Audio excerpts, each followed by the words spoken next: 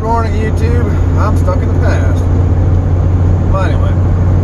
So, I happen to be about 45 minutes southwest of Pittsburgh as of at the moment. I can't talk, it's too early in the morning. Hence why I'm already about 250 miles into the journey. I wanted to do a cool intro this morning before I left, but I'm really not much of a morning person, and even right now I'm kind of ready to strangle like bears and stuff. But, you know, that's alright. Today's adventure brings me all the way out to Heartland, Michigan. I'm going to pick up a trailer that a friend of mine bought, and their truck went down upon getting the trailer, so I offered my truck services. So I'm heading up there to go get it. I'm trying to do this all within one day. So my goal is, if everything goes correctly, to make this all in about 22 hours. Theoretically, I should be able to do it in 19. But, you know, I stop, I eat. Might even have to catch some Z's here and there. So, either way, I'm trying to get back by about 12 midnight. Back to my home in Maryland, that is. On the Eastern Shore. So anyway, I'll be doing some random updates as we go. And, you know, whatever pops in my head. So, could get kind of weird. Either way, some P today. For some reason, it doesn't seem like it wants to get light out. I've been on the road since 2 a.m. and it's now 6:38 and it's still dark. How? It's usually light by now back home. Is it like different in Pennsylvania or something? I don't know. But eventually the sun will come up and you won't have to get this weird light to see me. So at least you'll be able to see me a little better in a little while. But either way, enjoy the ride. So a thought just occurred to me after about 45 minutes of driving.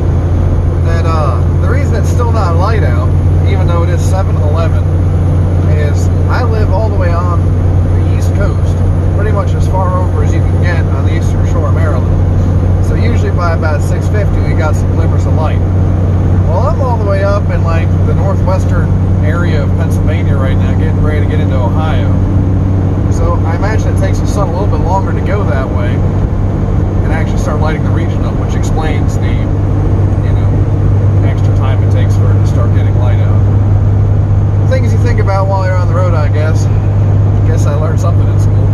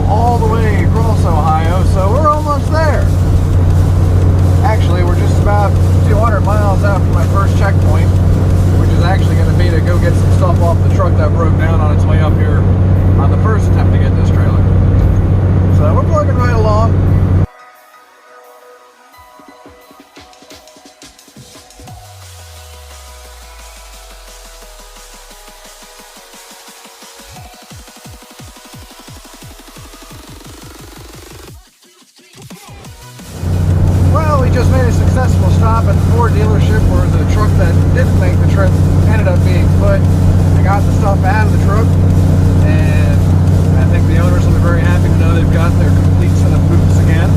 There was one boot left in that truck, so now it'll be reunited at least. Now we're onward to the trailer. We're going to see, hopefully it's not going to be too long. It says it's only going to be about an hour and a half more, which is nice. And then it's a 9.5 hour burn right on back home. So, see what we get into between here and there.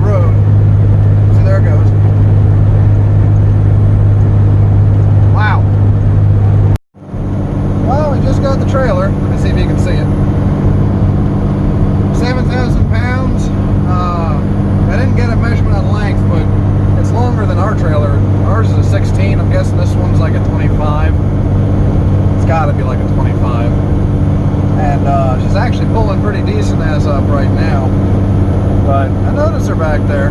So it's going to be an interesting 9.5 hours. But I'm feeling pretty confident. So tune in as we go.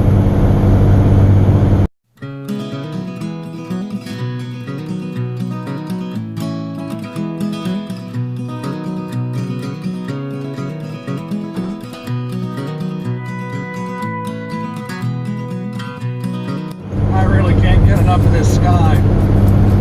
Absolutely beautiful.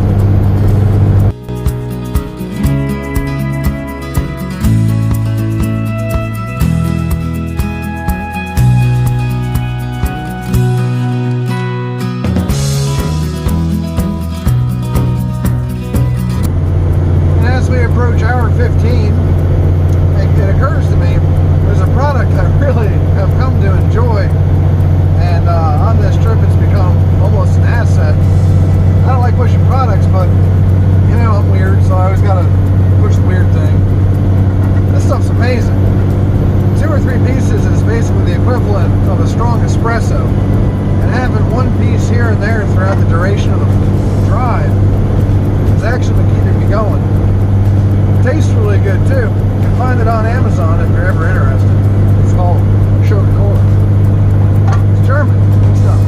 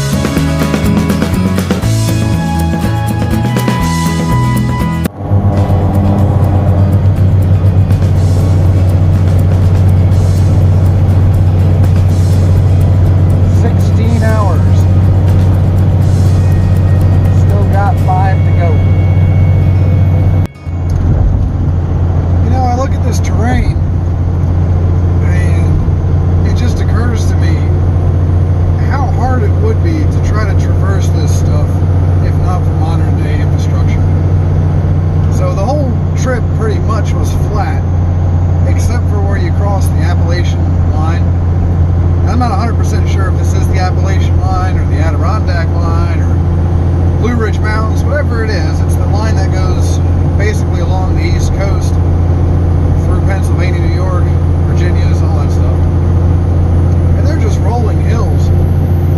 But looking over and seeing exactly what this place is made of, it's just mind-boggling to think of just traversing this on foot. I mean, it looks warm and fuzzy with beautiful colors. And, you know, the hills aren't very steep, but you come to some of these valleys and, I don't know, just got me thinking, I guess. What would you do if you had to try to cross a valley like that and it was just cliffs on each end? I mean, you have to go around, I guess. But, you know, these roads make things really, really easy. I guess after about 16 hours on the road, I'm starting to really hone in on my stuck in the past mindset. But I guess there are some modern things that are just wonderful. Roads, for example.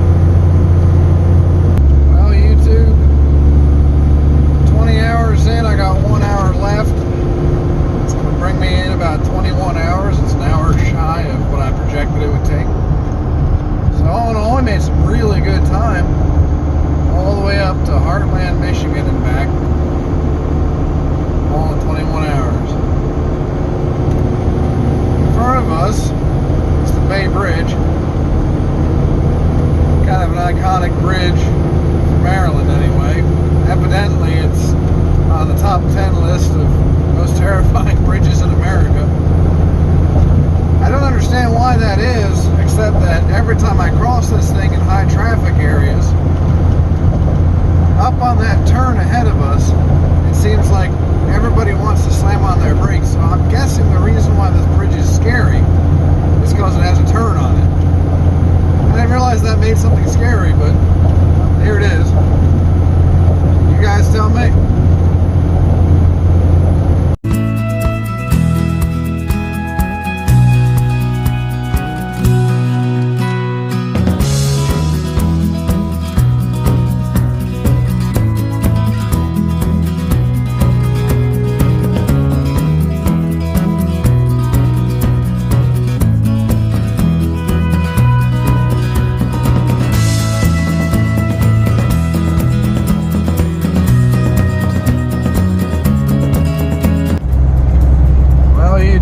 21 hours later, I'm on my home stretch. This is the road I live on. In about a mile, I'll be turning into my driveway. One reason why I like to say that I'm stuck in the past is right here. This old 1996 Cummins with 300,000 miles just dropped everything and went up to Michigan, grabbed a trailer and came back all in the same day. No issue. So anyway, I'm going to get some sleep as soon as I get home. And you guys have a good time. Join me for the next show. No idea what it'll be, but join me for it.